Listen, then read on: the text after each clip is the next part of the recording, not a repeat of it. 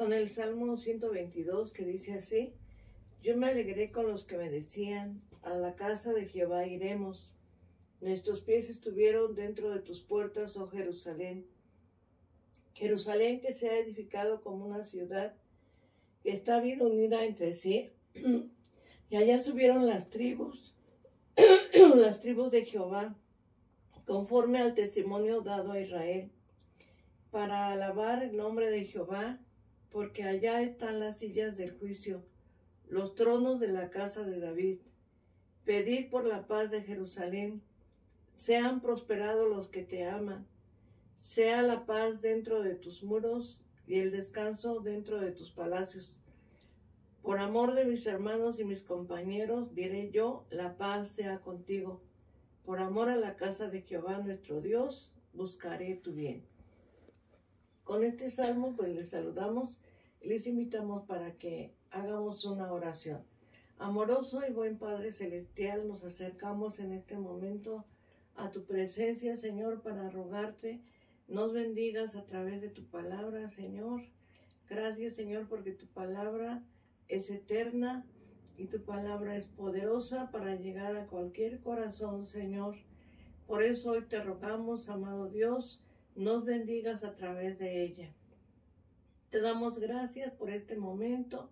Te lo pedimos en el nombre de Jesucristo, nuestro Salvador. Amén.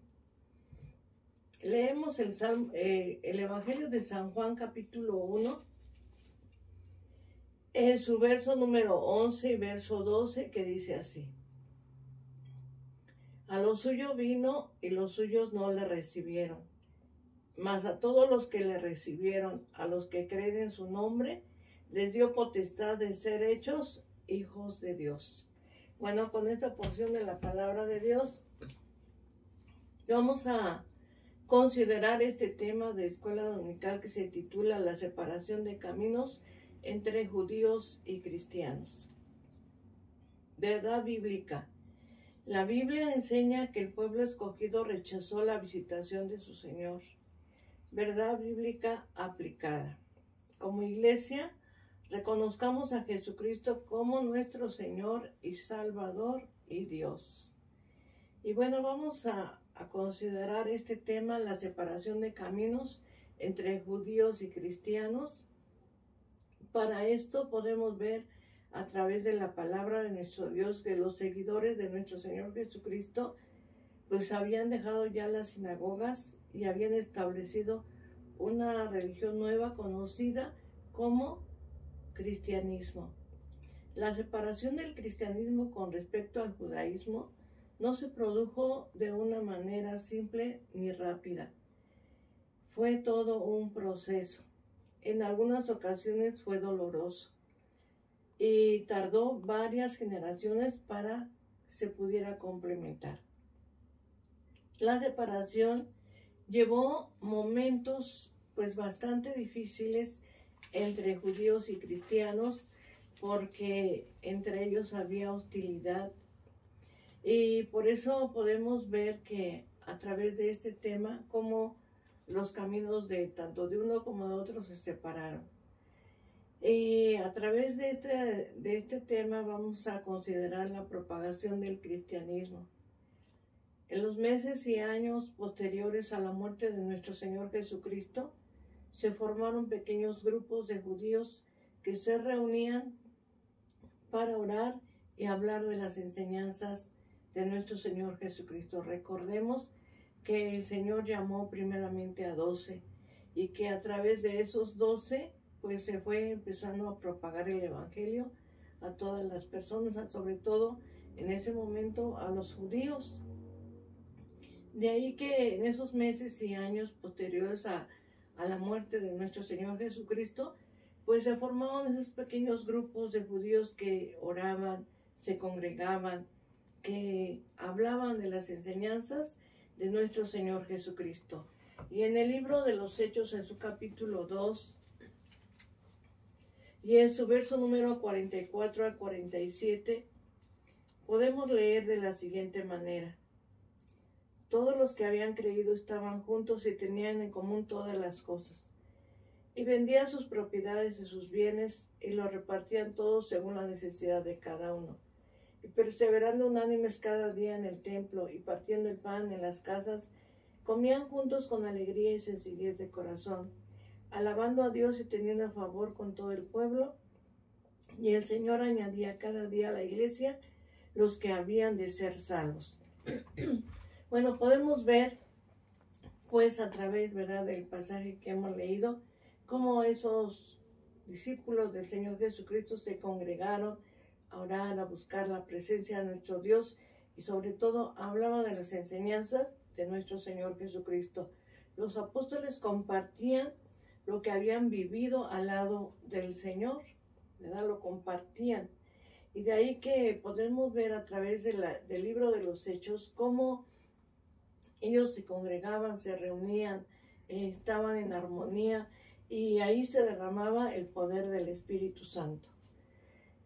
Y a través de la palabra de Dios vemos la vida de un hombre llamado Pablo, que fue el líder principal precisamente del cristianismo, de llevar las enseñanzas de nuestro Señor Jesucristo a los no judíos en las principales ciudades del mar Mediterráneo y del mar Egeo. En Hechos capítulo 16, verso número 5, dice así: así que las iglesias eran confirmadas en la fe y aumentaban en número cada día. Entonces vemos que cada día ese pequeño grupo que comenzó con 12 se fue cada día añadiendo a la iglesia los que habrían de ser salvos. Pero a través de este tema podemos considerar en este día la destrucción del templo de Jerusalén.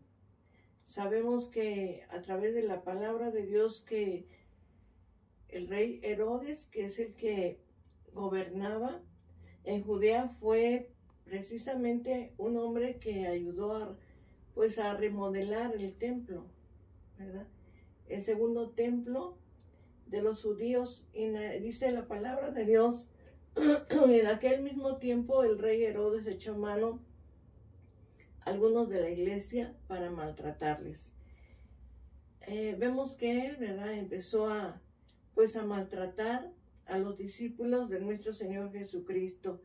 Y en el año 66, Gesio Floro, que era el procurador, confiscó una parte del tesoro del templo, y la represión militar provocaron que en toda Palestina se levantaran los judíos en armas, y el ejército romano destruyó el templo de Jerusalén.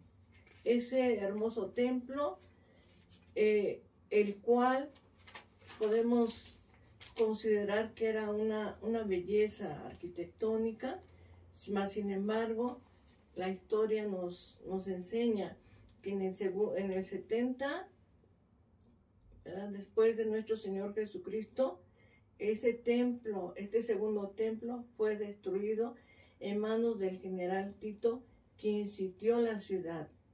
Aquel hombre, emperador Vespasiano, envió a Tito y tomó la ciudad de Jerusalén y destruyó el templo. Dice la historia que un soldado, ¿verdad?, pues arrojó una flecha y se incendió, ¿verdad?, todo el templo y fue quemado. Pero aquí podemos ver que se cumplió la palabra de nuestro Señor Jesucristo. Ciertamente el Señor vino al pueblo de Israel, vino a ellos. Mas sin embargo, ¿qué pasó? El pueblo de Israel lo rechazó. Y se cumplen las palabras de nuestro Señor Jesucristo cuando dijo: no quedará piedra sobre piedra que no sea derribada. Los judíos estaban orgullosos de ese hermoso templo, mas sin embargo ya el Señor lo había dicho, que ese templo iba a ser destruido, porque Israel no supo el tiempo de su visitación. Y a través de la palabra de Dios podemos leer en Mateo capítulo 13, verso 1 y 2, dice: saliendo Jesús del templo, le dijo uno de sus discípulos: Maestro, mira qué piedras, qué edificios Jesús respondió, le dijo, ¿ves esto? ¿Ves estos grandes edificios?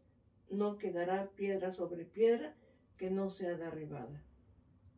El Señor ya lo había dicho, en el año 70 de nuestra era fue destruido ese hermoso templo. Y la palabra de Dios siempre se cumple. Israel rechazó a su Mesías, a su Salvador, y no supieron el tiempo de su visitación. Y el Señor profetizó de aquel hermoso templo que no iba a quedar absolutamente nada.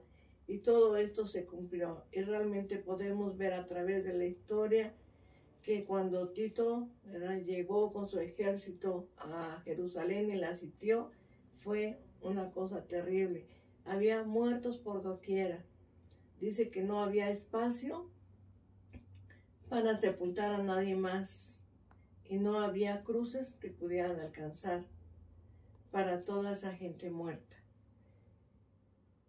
Y es por eso importante el poder considerar en este día el vivir en Cristo Jesús. En los años posteriores podemos ver que los fariseos desarrollaron el judaísmo rabínico al norte de Palestina, que es una identidad religiosa. El judaísmo que se practica en los hogares y en las sinagogas, porque ya no tenían templo. Colosenses nos habla a través de cómo fue reestructurado y formado, ¿verdad?, la reestructuración y formación del cristianismo, porque el Señor llamó a un pueblo ahora que es la iglesia, y vemos a través de nuestro Señor Jesucristo que Él nos da una vida digna. Él vino a darnos una vida nueva.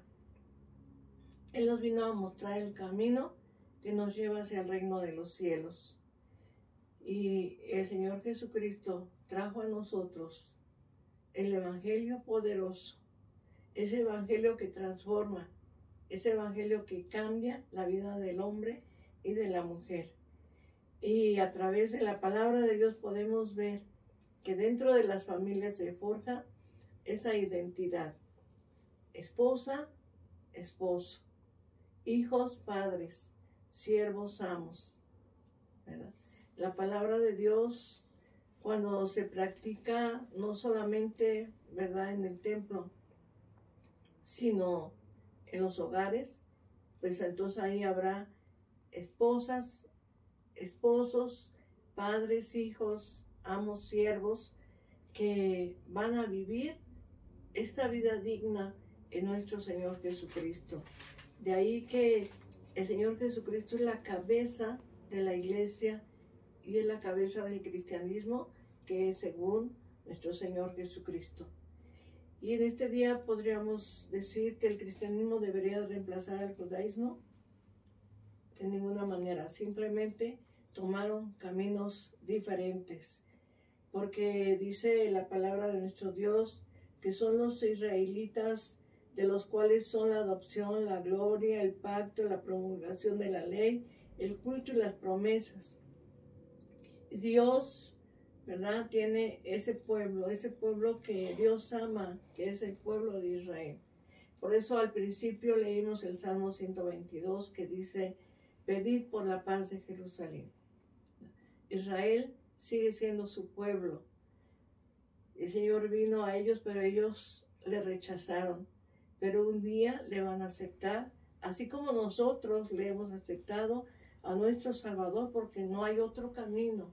El camino es Cristo Jesús hacia el reino de los cielos. Y ahí que el Señor Jesucristo, según la carne, ¿verdad?, vino a través del pueblo de Israel. Pero dice la palabra de Dios que Él es Dios sobre todas las cosas, bendito por los siglos.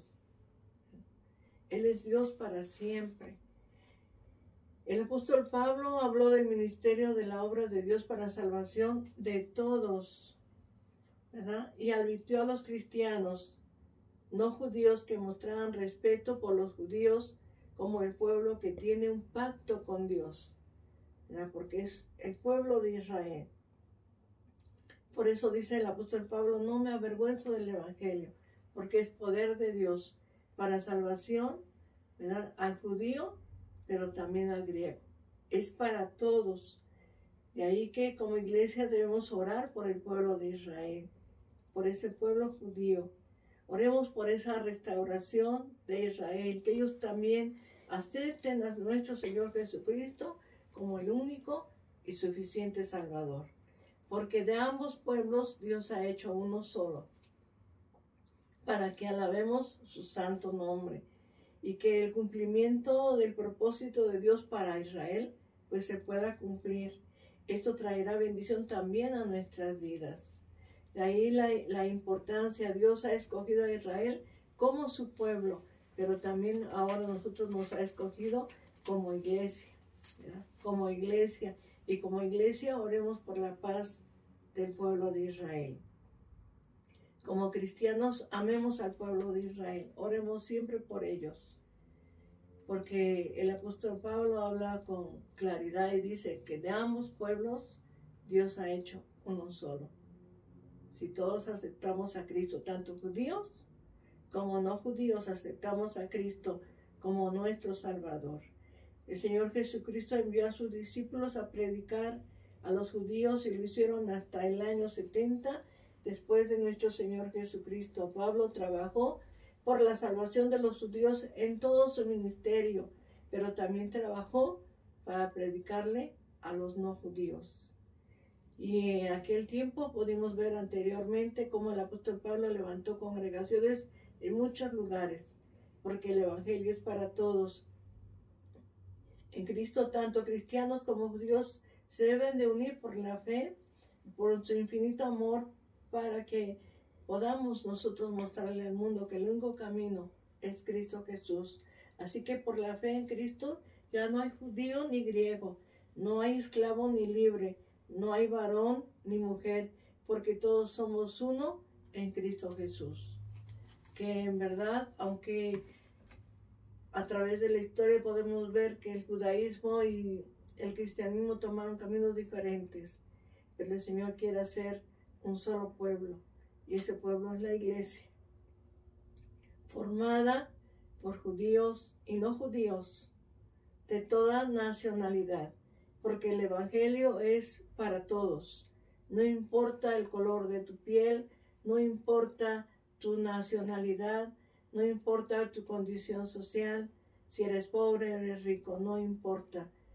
El evangelio es para todos. Son las buenas nuevas de la salvación, para que a través de nuestro Señor Jesucristo tengamos la vida eterna.